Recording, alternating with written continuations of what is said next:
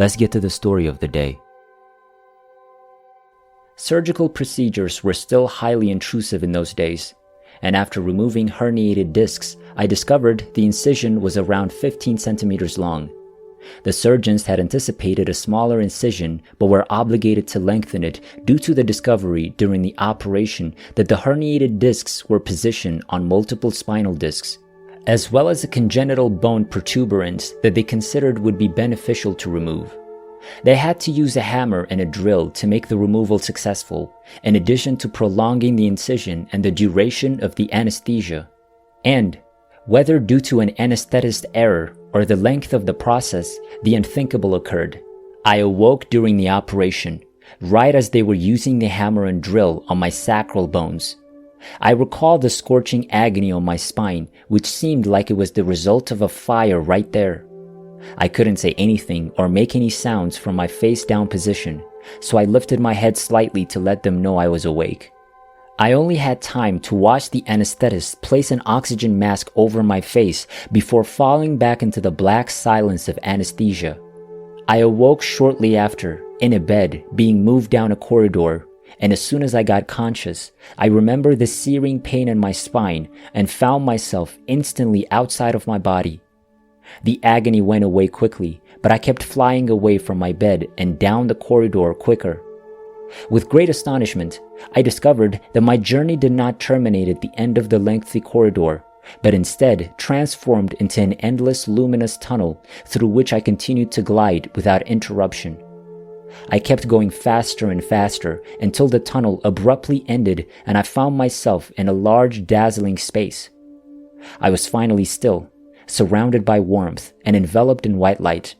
It felt like being in a warm mist, with glimpses of other people's shadows passing past. I felt heavenly feelings, well-being, joy, peace, and a sensation of being protected. I would describe the light during my real encounter as a bath in the subtle material essence of love. I strolled around for a few minutes, startled, interested, and unable to explain to myself why I was still alive. I began to consider what I should do. Somehow, a big white throne appeared within the mist, on which sat our eternal Father, as we generally know him, an old man with a beard and long white hair. I proceeded to sprint to him with arms wide open, without doubt, shyness, or consideration. I felt like a happy child reunited with a long-lost father. "How wonderful," I exclaimed as I rushed. "I finally tracked you down." I didn't have a mouth to talk. The response arrived at the same time. I felt a magnetic force block my course and heard the remark, "No, it's too soon for you," from the man on the throne, a similar image used in coffee advertising. I didn't have time to think about it because the voice said, "There are many people who still need you. You must turn around and assist them." There was no way I could say no. The encounter came to an end when the answer was definitive. I found myself quickly back in my body, which had begun to awaken from anesthesia in my hospital room's bed.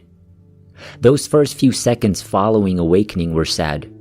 I was convinced I was dead and asked my family and doctors to validate my survival. They all tried to reassure me, but I remained perplexed because I was still experiencing extrasensory impressions, which made me doubt that I had returned to my normal existence. I heard voices from far away, in the corridors, and even on the floors above my floor. I knew this was a super auditory impact. I occasionally heard a heavy buzzing in my ears, which grew louder and louder until it sounded like the screeching of a sawmill. When the sound was at its most intense, I would become disconnected from reality and see a series of picture frames on a screen. The speed of these image frames slowed until I could see a real-time scene in which I was the protagonist. The scrolling sped up, then slowed again to depict a scenario in real time. This halting and scrolling occurred multiple times. Feelings, emotions, phrases, gestures, and meetings all occurred as I was living them at the time. I was terrified of this extrasensory experience, which occurred 2 or 3 times during those bizarre days following the excursion to the beyond. I tried to acquire an explanation from relatives and doctors, but no one knew what was going on, what it signified, or what caused it. I was astounded to realize that I could read the minds of all these folks. Now, I was completely lost and terrified. I was at a loss for words as to how to express what was occurring to me. My medical team had requested that a psychologist visit me in my hospital room on the 3rd and 4th days to verify my mental state. In this case, being able to read minds came in handy since I realized right away that they planned to inject sedatives and psychopharmacological substances. I pretended to be calm and avoided mentioning my difficulties. I kept my extrasensory perceptions and experience with another dimension to myself. The psychologist arrived the next day, and I pretended to be a patient who was only recovering physically and had been diagnosed with slight abnormalities post-anesthesia. My physical rehabilitation was critical, and I was able to walk on my own after only 5 or 6 days. As a result, I was able to dwell about my situation while walking down the corridor. I was able to confide in my family, but they were merely scared and couldn't offer any good reasons. The psychologist at the Center for Mental Health couldn't assist me, and even if he could, he would only have harmed my neurons, which I thought were working better than ever. I tried again with the doctors, but as soon as they learned of my extrasensory perceptions, they demanded that the psychologist be brought back. Later, I was able to speak with other doctors outside of the hospital, but no one could explain or understand the unusual images and power that I'd never heard of or encountered in my life. I went down to the hospital chapel once I could manage the steps. I needed to speak with the chaplain. Deep down, I wondered if it was possible to communicate with the Eternal Father while still alive. I attended a chapel event, after which I waited for the priest to emerge. "Father, I was dead and I met our Eternal Father who sent me back here," I said flatly. "What caused this to happen?" I was overcome with emotion and realized I'd been too frank. The priest's thoughts were racing, and he was convinced that my bizarre query had something to do with my recovery. He responded in a comforting tone, asking me to stay calm. He inquired as to what I was doing with my life. I replied that I was a member of a sports group for disabled people. He tried to persuade me that this was an admirable pursuit and that it was sufficient to unlock the gates to paradise. He put an end to the situation by telling me that I would be all right and that I would forget about this incident. I tried to appear satisfied and requested him not to disclose our chat to my family because I didn't want them to be distracted by it.